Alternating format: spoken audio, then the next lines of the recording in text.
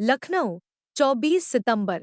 Roadways कर्मचारी संयुक्त परिषद उत्तर प्रदेश का चुनाव संपन्न हुआ। इस सभा में प्रतिनिधियों द्वारा परिषद के केंद्रीय प्रांतीय पदाधिकारियों का चुनाव। श्री घनश्याम यादव, महासचिव, उत्तर प्रदेश राज्य निगम कर्मचारी महासंघ, चुनाव अधिकारी की देखरेख में संपन्न हुआ। इस अवसर पर निगम महासंघ के अध्यक्ष श्री मनोज कुमार मिश्र मुख्य अतिथि के रूप में उपस्थित थे। इस चुनावी कार्यवाही में गिरिजा शंकर तिवारी को दूसरी बार प्रांतीय अध्यक्ष तथा गिरीश चंद्र मिश्र को 12वीं बार प्रांतीय महामंत्री पद पर सर्वसम्मति से निर्विरोध निर्वाचित किया गया। आज परिवहन निगम और परिवहन निगम कर्मचारियों के सामने बहुत जटिल समस्याएं हैं।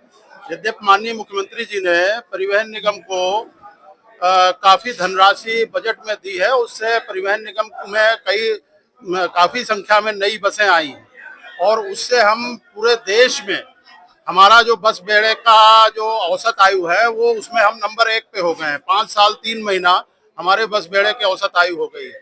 तो एक तरफ हमें बसें तो मिल गई हैं, लेकिन राष्ट्रीयकृत मार्गों पर जिन पर हमारी बसें चलती हैं उन पर अवैध संचालन इस वक्त एक्सट्रीम पर है। जो डग्गा मारी है वो एक तो 4 पहिया गाड़ियां जो कारें हैं वो बहुत ज्यादा इस वक्त इन मार्गों पर चल रही हैं, तो उनसे कारपोरेशन का 3 से 4 करोड़ रुपया प्रतिदिन का वो लूट के ले जा रही हैं और राज्य सरकार का भी कम से कम 60-70 करोड़ रुपया नुकसान कर रही हैं। और इसकी वजह से कारपोरेशन का लोड फैक्टर काफी डाउन है, यात्री बहुत कम मिल रहे हैं और उसका खामियाजा कहीं न कहीं हमारे चालक परिचालक भुगत रहे हैं।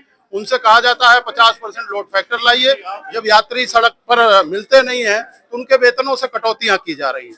तो ये इस तरह की बड़ी समस्याएं हैं। कुछ निगम की समस्याएं हैं, कारपोरेशन के जो नियमित कर्मचारी हैं उनको 50% डीए मिल रहा है, जबकि राज्य कर्मचारियों को 55% मिल रहा है। इस तरह से तमाम समस्याएं इस वक्त कर्मचारियों की हैं और निगम की हैं।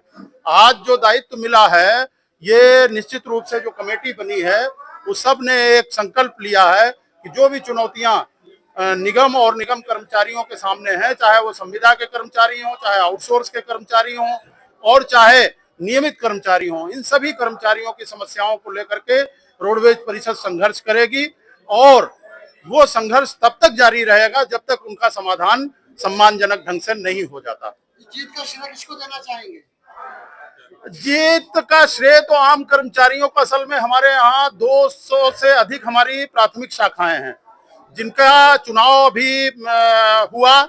उसके बाद क्षेत्रीय प्रबंध समितियों का 20 क्षेत्रीय प्रबंध समितियां निगम मुख्यालय की इकाई है, इन सब के चुनाव हुए। वहां से जो निर्वाचित प्रतिनिधि आए उन्होंने आज प्रांत स्तर पर प्रांतीय अध्यक्ष महामंत्री, 4 उपाध्यक्ष, 4 उप महामंत्री, 1 वरिष्ठ उपाध्यक्ष, 1 अपर महामंत्री, 1 संगठन मंत्री, 1 कोषाध्यक्ष और 1 प्रचार और सांस्कृतिक मंत्री का चुनाव किया है।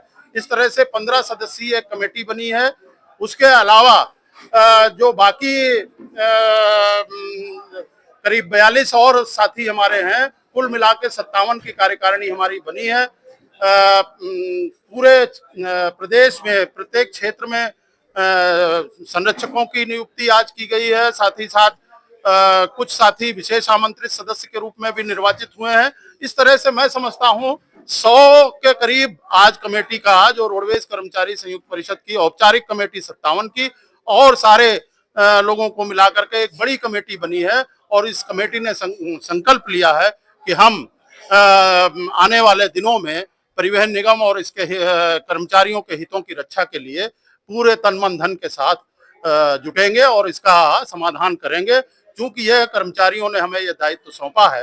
रोडवेज परिषद एक ऐसा संगठन है पूरे प्रदेश में जो प्रत्येक वर्ष चुनाव कराता है और हमारे चुनाव में लगभग 3 महीने का समय लगता है। शाखा से लेकर प्रांत तक का चुनाव 3 महीने में संपन्न हो पाता है और ये एक इतिहास है रोडवेज परिषद का। मेरी समझ से देश में ऐसा कोई संगठन नहीं जो इतने व्यापक स्तर पर प्रत्येक वर्ष चुनाव करा करके संगठन को नई गति दे करके और कर्मचारी और उसके निगम की समस्याओं का समाधान कराता।